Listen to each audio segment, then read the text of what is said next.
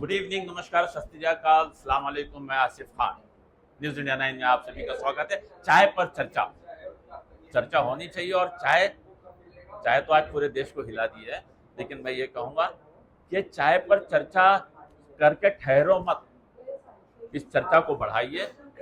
और इलेक्शन का माहौल आ रहा है, इस पर जोर दीजिए और अपने वोटों का सही इस्तेमाल कीजिए, क्योंकि यंग जनरेशन, यूथ ही देश में तब्दीली ला सकते हैं। हमारे साथ सैयद साहब हैं और आज ये पहला प्रोग्राम चाय पर चर्चा शुरू की गई है। इसका मकसद ये है कि किस तरह से तब्दीली लाई जाए। आइए हम इसका असल मकसद जानना चाहते हैं साथ सैयद साहब से। ये चाय पे चर्चा का जो आज इवेंट रखा गया था, उसमें हमारा मकसद यही, हमारी कोशिश यही है कि मीरा भाईंदर या समाज में आप कहीं पे भी किसी भी एरिया में देखेंगे, नौजवान एक डेडिकेशन के साथ काम कर रहे हैं हर एरियाज में, और वो चाहते हैं कि एक चेंज आए, एक परिवर्तन आए। लेकिन वो चेंज लाने के लिए कभी उनको सही प्लेटफॉर्म नहीं मिलता है, सही लोग नहीं मिल पाते हैं, और ये अच्छे लोग अंत में डिमोटिवेट होकर आइसोलेट हो जाते हैं। हम चाहते हैं कि वो ना हो। हम अच्छे लोगों का और ऐसे लोग जो समाज के अंदर परिवर्तन लाना चाहते हैं, they are well educated, well experienced and they want to change the society at large, वो ऐसे लोगों को मिलना चाहिए। हम जमा हो। संस्था का नाम मैटर नहीं करता है, लेकिन हमारा काम जो है वो समाज के अंदर मैटर करेगा। हम अच्छे लोगों को मिलना चाहिए और फिर हमारे समाज के मुद्दे क्या है ये हम लोग इसके ऊपर डिस्कस करें और वो मसले का हल निकाल के उस पर अमल करने की कोशिश करें। तो वो चर्चा की शुरुआत हुई है, कुछ दिनों में ये चर्चा का नतीजा भी आप जो है वो ये हम भारती का जो पहला चाय पे चर्चा का पहला प्रोग्राम है। मैं चाहता हूँ कि हमारे दर्शकों को ये भी पता चले कि जो एनजीओ के हम भारती के अलावा भी जो काम हो रहे हैं, जो फलाह के लिए काम किए जा रहे हैं, लोगों के फायदे के लिए काम किए जा रहे हैं, तो आपकी एनजीओ आप कहाँ कहाँ जुड़े और किस किस तरह से काम कर रहे हो? देखिए, I have been associated with different organisation, जिसमें अभी जैसे हम भारतीय का जो मंच है वो बहुत मेजरली मीरा रोड में तो एक्टिव है ही है। मीरा भाईंदर में हमारी साउथ बॉम्बे की भी टीम है, हम भारतीय की अलग अलग एरियाज में लोग काम कर ही रहे।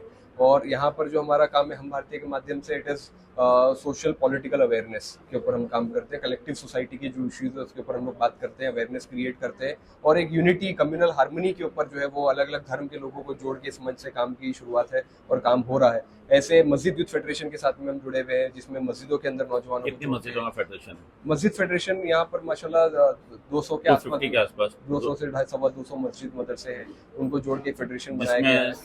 तमाम मसलक के लोग हैं और उसमें नौजवानों का मस्जिदों के थ्रू जो काम हो रहा है वो मूवमेंट चल रहा है। और उसके अलावा बहुत सारे सोशल पॉलिटिकल रिफॉर्म के काम चल रहे हैं। जैसा लेकिन मैंने बताया कि हर ऑर्गेनाइजेशन अपना काम कर रही है। हमारा फोकस और टारगेट ऑर्गेनाइजेशन से ज्यादा इंडिविजुअल के ऊपर है कि आप जैसे और समाज के जो अच्छे लोग हैं वो लोग आए, वो लोग जुड़े, और हम सब अपना जो किरदार निभाना है समाज को बदलने में, वो हम लोग किरदार प्ले कर सके। आज ये चाय की चर्चा का प्रोग्राम था ये, और जिस मकसद के लिए था वो तो सबने अपना अपना मकसद अलग बताया है। जी, आप किस फील्ड में काम कर रहे हो और आपका नजरिया क्या और आपका मकसद क्या है? मैं प्रोजेक्ट मैनेजमेंट फील्ड में काम करता हूँ एज सीनियर प्रोजेक्ट कोऑर्डिनेटर। मकसद चाय पे चर्चा का यही था कि सोशली जो चीज़ें हो रही है सोसाइटी में, जो सोसाइटी के अंदर जो प्रॉब्लम्स फेस की जाती है, मोस्टली जो मिडिल क्लास फैमिली फेस करती है। अनएम्प्लॉयमेंट रेट है, पॉवर्टी लाइन्स है, फिर एजुकेशन है, इलिटरेसी रेट है, और फिर बहुत सारी जगह पे जो करप्शन है, ये सारी चीज़ अपर क्लास वालों पे ज़्यादा इसका इम्पैक्ट देखने नहीं मिलता है, लोअर क्लास पे भी नहीं, लेकिन सब में ज़्यादा अगर कोई इसके अंदर पिसता है तो वो है मिडिल क्लास वाले जो फैमिली है वही ज़्यादा पिसती है।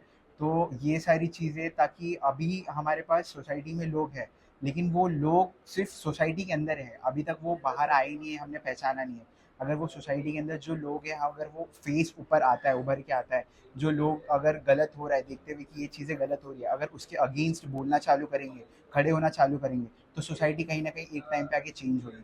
चेंज सोसाइटी में लाना ये बहुत ज़रूरी है। सोसाइटी के अंदर चेंज आना टाइम, क्योंकि अगर सेम चीज़, अगर इंडिपेंडेंस हुए 78 ईयर्स हो चुके हैं, लेकिन आज भी कहीं ना कहीं ऐसा लगता है कि आज कम्प्लीटली हम फ्री नहीं हुए उस चीज़ से।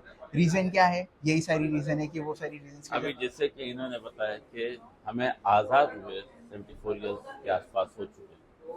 अब ये आज़ादी मिली तो है, लेकिन हमने अपने दिमागों की गुलामी से अपने आप को आज़ाद नहीं किया।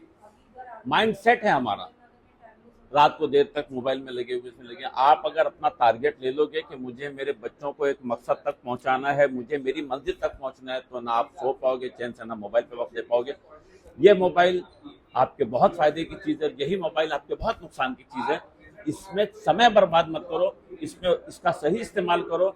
अपने एक एक मिनट का आप सोचो कितना कीमती समय आप अपना नष्ट कर रहे हो। ये युवा जाग रहा है और ये युवा को जागना चाहिए। मैं सभी लोगों से एक निवेदन करूंगा, हर धर्म के लोगों से, कि झंडा उठा के मत चलो, खुद अपने झंडे गाड़ो और इसी में कामयाबी है, इसी में देश की कामयाबी है। हमारे साथ दानिश शेख मौजूद हैं और ये ऑलरेडी खल्क़ खिदमत में लगे हैं, सोशल काम में मसरूफ़ हैं।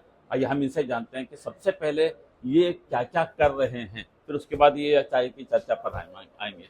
जज़ाकल्लाह भाई।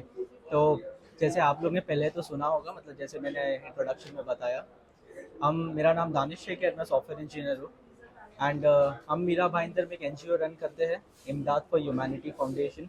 हम 7 सालों से काम कर रहे हैं इस चीज़ पे और माशाल्लाह ग्राउंड लेवल पे हमने बहुत सारी चीज़ों पे भी काम किया है। राशन का काम हो गया, मेडिकल इमरजेंसी हो गई तो उस पर फ़ंड रिलीव करके हम उस पर काम करते हैं, एजुकेशनल स्कॉलरशिप्स पे हम काम करते हैं और ऐसी सीजनल जितने भी सोशल काम होते हैं ह्यूमंस के लिए हम वो काम करते हैं। तो वो करते हुए आ रहे हैं माशाल्लाह एंड देखते ही देखते काफ़िला बहुत बड़ा हो गया है हमारा यहाँ पे। तो हमारे साथ तो बहुत सारे यूथ जुड़े हुए, ये एक अच्छी बात है। बड़े लोग भी है लेकिन यूथ ज़्यादा जुड़े हुए, वो एक अच्छी बात है। तो अल्हम्दुलिल्लाह चल रहा है। एक बात आ जी गई जी, कि रिस्क का वायदा जो है वो अल्लाह वो अल्लाह का है, उसने कहा है कि आप जिस तरीके से रोजी चाहोगे मैं उस तरह से रोजी दूंगा। बेशक। लेकिन इल्म का मामला वो है हमारा है और उसे हमें कोशिश करके आगे लाना है। तो मेरी सभी एनजीओ से गुजारिश है कि किसी को भी राशन की, पर्सनली कैश की कोई मदद ना करे, उनको मदद करें उनके बच्चों की एजुकेशन की। क्योंकि आप किसी को भी फाइनेंशियली मदद करके कमजोर करोगे, वो अपनी जिम्मेदारियां पूरी करें, घर के राशन हो जो है वो मर्द की जिम्मेदारी है, पेरेंट्स की जिम्मेदारी वो पूरी करें। एजुकेशन के लिए मैं सभी एनजीओ से ये कहूंगा कि आप लोग आगे आओ, अपने बच्चों को एजुकेशन के लिए फोकस करो, उनकी हर एक्टिविटीज पर नजर रखो। कहते हैं कि लोग कहते हैं कि बदल रहे हैं हालात जमाने के, मैं ये कहता हूँ कि बदल देंगे यही युवा हालात जमाने के। तो यही चाहिए कि आप एजुकेशन पर फोकस करें, किसी को कैश की मदद ना करें, राशन की मदद ना करें, क्योंकि इससे वो घर अपाहिज होगा। आज हमारे देश में 80 करोड़ लोगों को राशन दिया जा रहा है, जितना पैसा वहां बर्बाद किया जा रहा है उसका आधा भी अगर एजुकेशन पर किया जाता है तो न जाने कितने बच्चे आज पढ़ लिख करके और बहुत अच्छी पोजीशन तक पहुंच सकते थे। एक तो आज से 15-20 साल पहले आप ये देखोगे कि वर्ल्ड में, मैं जब दुबई में था तो वहां पर उसने कहा कि इंडिया के जो बच्चे होते हैं, जो लड़के होते हैं, वो बहुत ज्यादा एजुकेटेड होते हैं और आज हमारा देश एजुकेशन से अपाहिज होते जा रहा है। दानिश साहब, मैं आपकी एनजीओ के लिए कहूंगा और सारे लोगों से ये कहूंगा कि एजुकेशन पर फोकस करें और जनरेशन जितनी भी आ रही है उसको बताएं कि एजुकेशन का महत्व क्या है। बस एक पॉइंट मैं इस पे रखना चाहूँगा, जैसे इन्होंने कहा कि सब एनजीओ एजुकेशन पे फोकस करें। मेरा सिर्फ एक है कि हर जन अलग अलग ना करे, क्योंकि कैसा हो रहा है कि सब एक ही चीज़ पे काम कर रहे हैं और रिसोर्सेज जो है, एक्चुअल जो फंड है वो बढ़ जा रहे हैं फिर भी, लेकिन हालात सुधर रहे नहीं है। तो जो एक ही चीज़ पे काम कर रहा है वो एक ही जन सब मिल जाए और सब एनजीओ सिर्फ एक ही मुद्दे पे काम करे, तो कैसा होगा कि जितने भी फंड्स आ रहे हैं वो एक ही जगह पे काम आ जाए और आपस में ये देखें कि कहीं एक लेने वाला इनसे भी ले रहा है, उनसे भी ले रहा है, क्योंकि जिसको मांगने की आदत पड़ जाती है ना, वो सिर्फ मांगता है, वो कुछ नहीं करता। तो देने वाले को चाहिए कि उसकी पूरी तहकीक करें कि ये वाकई जरूरतमंद है या जो नॉर्मल लैंग्वेज में कहते हैं कि प्रॉपर झोलर है, तो उससे बचें। तो दानिश साहब बहुत बहुत शुक्रिया, थैंक यू। हमारे साथ असलम सब मौजूद हैं और ये जो हम भारतीय के मंच पर चाय पे चर्चा पर आए, असल मकसद क्या है? देखिए, चाय पे चर्चा का मकसद यही है कि हमारे समाज में जो भी प्रॉब्लम्स हैं, चारों तरफ प्रॉब्लम्स ही प्रॉब्लम्स हैं, हम उन प्रॉब्लम्स के सॉल्यूशन ढूंढने के लिए कहीं ना कहीं तो हमें प्लेटफॉर्म ढूंढना पड़ेगा, कहीं ना कहीं तो हमें ढूंढना पड़ेगा कैसे हम इसको सॉल्यूट कर सकते हैं, किस तरह इसका जो हम सही कर सकते हैं। प्रॉब्लम्स तो बहुत सारी हैं, एजुकेशन में प्रॉब्लम है, हेल्थ में प्रॉब्लम है, बहुत लोगों के पास जॉब नहीं है। तो एक प्लेटफॉर्म है हम भारतीय का और इसका एक प्रोग्राम था चाय पे चर्चा, जहाँ हम कंक्लूड करें कहाँ हम बैठ के कैसे हम कर सकते हैं इन चीज़ों को। जैसा कि कहा जाता है कि युद्ध ही तब्दीली लाते हैं, चेंज लाते हैं। तो आज ये प्रोग्राम युवा के लिए था और हम ये उम्मीद करते हैं कि ये युवा, आज चाय पे चर्चा में बहुत मुख्तसर लोग हैं, लेकिन अगली चाय पे चर्चा इससे ज़्यादा बड़ी इंशाअल्लाह हम आपसे वादा करते हैं कि अगली चाय पे चर्चा में आपको ज़रूर इनवाइट करेंगे और आप देखें कि जो हॉल रहेगा हमारा पूरा से पूरा भरा रहेगा। चाय का चर्चा का प्रोग्राम हम यहीं समाप्त करते हैं और आपने तमाम चीज़ें सुनी। जो मकसद है वो ये है कि लोगों में एक जागरूकता लाई जाए, एक अवेयरनेस लाई जाए, जो बहुत ज़रूरी है। कहते हैं मैं अकेला ही चला था मंजिल जानिब, मगर लोग मिलते गए और कारवां बनता गया। तो पहल कोई तो करे। बारिश की पहली बूंद जब तपती ज़मीन पर गिरती है वो फना हो जाती है, फिर बारिश होती रहती है, फिर पानी फैलाव आता है। तो पहली बूंद किसी को तो बनना होगा, किसी को तो आगे आना होगा, कोई तो तब्दीली का एक नया माध्यम बनेगा इस देश के लिए। तो आसिफ खान को इजाज़त दीजिए, कैमरामैन सलीम बेग के साथ आसिफ खान को इजाज़त दीजिए। जय हिंद।